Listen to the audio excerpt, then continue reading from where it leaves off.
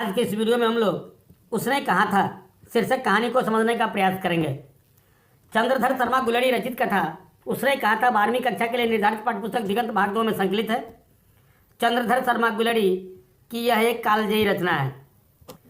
द्विवेदी युग के प्रमुख रचनाकारों में विशिष्ट स्थान रखने वाले चंद्रधर शर्मा गुलेरी का जन्म 7 जुलाई 1883 ईस्वी में राजस्थान के जयपुर में हुआ था, जबकि इनका देहांत सन 12 सितंबर 1922 को हुआ। हिमाचल प्रदेश के कांगड़ा जिला के गुलेर नामक गांव के निवासी होने के कारण ही चंद्रधर शर्मा गुलेरी के नाम से जाने जाने लगे। पंडित शिवराम इनके पिता थे। इनकी प्रारंभिक शिक्षा संस्कृत में आरंभ हुई। 1899 में इलाहाबाद और कलकत्ता से क्रमशः एंट्रेंस और मैट्रिक की परीक्षा उत्तीर्ण करने के पश्चात 1901 में कलकत्ता विश्वविद्यालय से इंटरमीडिएट तथा 1903 में इलाहाबाद विश्वविद्यालय से उन्होंने स्नातक की। इसके बाद वे 1904 में खेतरी के नाबालिग राजा जय सिंह का अभिभावक बनकर मेयो कॉलेज अजमेर आ गए। 1916 में वे वहीं संस्कृत विभाग के विभागाध्यक्ष के रूप में काम करने लगे। हालांकि बाद के अंतिम दिनों में वे मदन मोहन मालवीय के निमंत्रण पर काशी हिंदू विश्वविद्यालय में प्राच्य विभाग के कार्यवाहक प्राचार्य तथा मनेन्द्र चंद्र नंदी पीठ के प्रोफेसर भी हुए। वहीं उन्हें काशी नागरिक प्रचारणी पत्रिका का संपादन करने का भी अवसर मिला था। सुखमय जीवन, बुद्धू का कांटा और उसने कहा था, ये इनकी 3 कहानियां हैं। उसने कहा था इनकी एक कालजयी रचना है जिस पर बिमल राय ने एक फिल्म भी बनाई थी और इसके अनेक नाट्य रूपांतरण भी हुए हैं।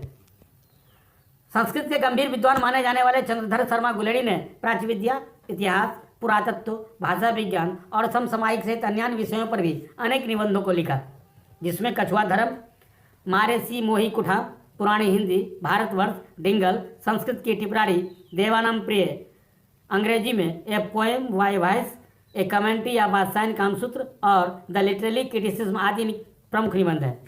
इसके अतिरिक्त अनुवादों की बाढ़, खोज की खास, क्रियाहीन हिंदी, वैदिक भाषा में प्राकृतपन आदि टिप्पणियां भी इनकी प्रकाशित हैं। यहाँ प्रस्तुत कहानी उसने कहा था चंद्रधर शर्मा गुलेरी की सर्वाधिक प्रसिद्ध रचनाओं में से एक है। इस कहानी की उत्कृष्टता का अंदाजा आचार्य रामचंद्र शुक्ल के उस कथन से लगाया जा सकता है जिसमें उन्होंने कहा था कि उसने कहा था मैं पक्के यथार्थवाद के बीच सुरुचि की चरम मर्यादा के भीतर भावुकता का उत्कर्ष अत्यंत निपुणता के साथ संपुटित है। उसमें प्रेम का एक स्वर्गीय रूप झांकता भर है, निर्लजता के साथ पुकार या करा नहीं रहा है। इसकी घटनाएं ही बोल रही हैं, पात्रों से बोलने की अपेक्षा नहीं है। कहानी अमृतसर के भीड़ बड़े बाजार से शुरू होती है, जहाँ एक 12 साल का लड़का लगभग उतने ही उम्र अर्थात 8 वर्ष की एक लड़की को टांगे के नीचे आने से बचाता है। वह लड़का उससे पूछता है तेरी कुरमाई अर्थात मंगनी हो गई है। लड़की शर्मा कर सिर्फ धत कहती हुई वहाँ से भाग जाती है। इस घटना के काफ़ी दिनों बाद उसे वह लड़का एक बार फिर तब मिलती है जब वह प्रथम विश्व युद्ध के मोर्चे पर जा रहा होता है, जहाँ वह उस लड़के अर्थात लहना सिंह से अपने पति सूबेदार हजारा सिंह और बेटे बोधा सिंह का ख्याल रखने के लिए कहती है। लहना सिंह सूबेदारनी के उस प्यार को अपने हृदय में संजोए रहा और युद्ध भूमि में अपने प्राणों की आहुति देकर हजारा सिंह और बोधा सिंह की रक्षा करता है। चंद्रधर शर्मा गुलेरी की लिखी यह कहानी 5 भागों में विभक्त है। कहानी का प्रारंभ अमृतसर के एक भीड़ भरे बाजार से होती है, जहाँ सामान लेने बाजार आए हुए एक सिख लड़की पर मोहित हो जाता है। दोनों में बातचीत होती है। दोनों अमृतसर अपने अपने मामा के यहाँ आए हुए हैं। उस बातचीत में लड़का उससे पूछता है तेरी कुरमाई हो गई है। लड़की शर्मा कर सिर्फ धत कहकर वहाँ से भाग जाती है। दोनों अक्सर बाजार में किसी न किसी दुकान पर टकरा जाते हैं। लड़का फिर वही सवाल पूछता तेरी कुरमाई हो गई, जिस पर लड़की पूर्व की तरफ प्रतिक्रिया देती है और चली जाती है। एक दिन उस लड़के के सवाल के जवाब में वह कहती है कल देखते नहीं रेशम से काढ़ा हुआ यह दुपट्टा, यह कहकर वह फिर भाग जाती है। लड़की की इस बात ने उसे असहज बना दिया। वह रास्ते में एक लड़के को नाले में धकेल देता है, ठेले वाले की सब्जी में दूध उड़ेल देता है तो कहीं छाबड़ी वाले की छाबड़ी को गिरा देता और सामने से आते हुए किसी को टक्कर मार गाली खाता हुआ वह घर पहुंचता है। इसके काफ़ी दिनों बाद तक वह फिर उससे कहीं नहीं मिला। इस तरह कहानी का यह पहला भाग समाप्त हो जाता है। इस घटना के 25 वर्ष बाद इस कहानी का दूसरा भाग शुरू होता है। वह लड़का अब बड़ा हो गया है। उसका नाम लहना सिंह है और वह प्रथम विश्व युद्ध के समय लड़ने वाले सैनिकों में भर्ती हो गया है। अब वह 77 सिख राइफल्स में जमादार है। कहानी के इस भाग में युद्ध भूमि में सैनिकों की स्थिति और उनकी मनोदशा का बड़ा ही सजीव चित्रण हुआ है। 4 दिनों की लड़ाई में थके सिपाहियों का कभी वजीरा सिंह की विनोदपूर्ण बातें मनोरंजन करता है तो कभी उसके गीत सैनिकों में नए उत्साह का संचार करता है।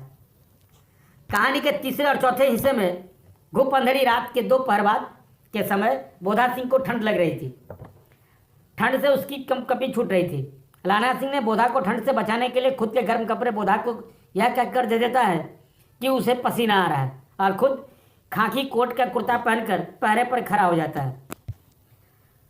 आधे घंटे भी अभी नहीं बीते थे कि खाई के मुंह से लपटन साहब की आवाज़ में किसी ने सूबेदार हजारा सिंह को आवाज़ दी।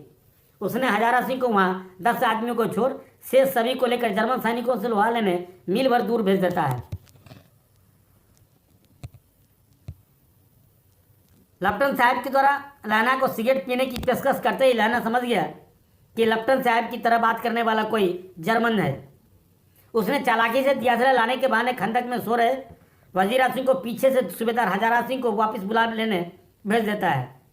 खुद लप्टन साहब को या लप्टन साहब बने उस जर्मन से लोहा लेता है। इस लड़ाई में जर्मन को परास्त करने वाला लैना सिंह बुरी तरह घायल हो गया। खुद की जान पर खेलकर उसने न केवल सूबेदार हजारा सिंह और बोधा सिंह दोनों की जान बचाई बल्कि उन दोनों को सुरक्षित वापस भेज भी देता है और चलते हुए कहा, सूबेदारनी को चिट्ठी लिखो तो मेरा मत्था टेकना लिख देना और जब घर जाओ तो कह देना कि मुझसे जो उन्होंने कहा था वह मैंने कर दिया।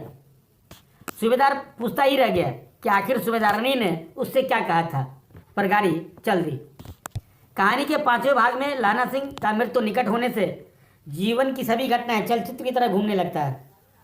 77 राइफल्स में जमादार हो जाने के बाद लाना सिंह एक बार 7 दिन की छुट्टी लेकर मुकदमे की पैरवी करने घर आया था। तभी उसे रेजिमेंट की चिट्ठी मिली कि उसे फौज के साथ युद्ध में जाना है।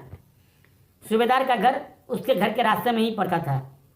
सूबेदार उसे चाहता भी बहुत था, अतः उसने सूबेदार के घर पहुंचा। वहां से जब तीनों चलने लगे तो सूबेदार ने लाना सिंह से कहा, सूबेदारनी उसे जानती है और उसे वह बुला रही है।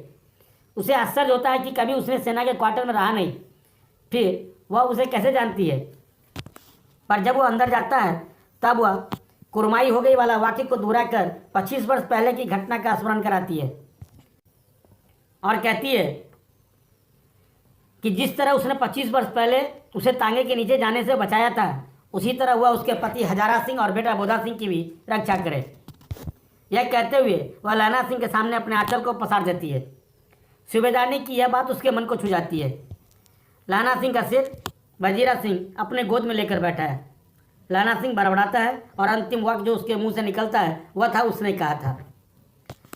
कुछ दिनों के बाद अखबारों में छपा कि फ्रांस और बेल्जियम 68वीं सूची मैदान में घावों से 77 सिख राइफल्स का जमादार लाना सिंह शहीद हो गया है। इस प्रकार इस कहानी का अंत हो जाता है।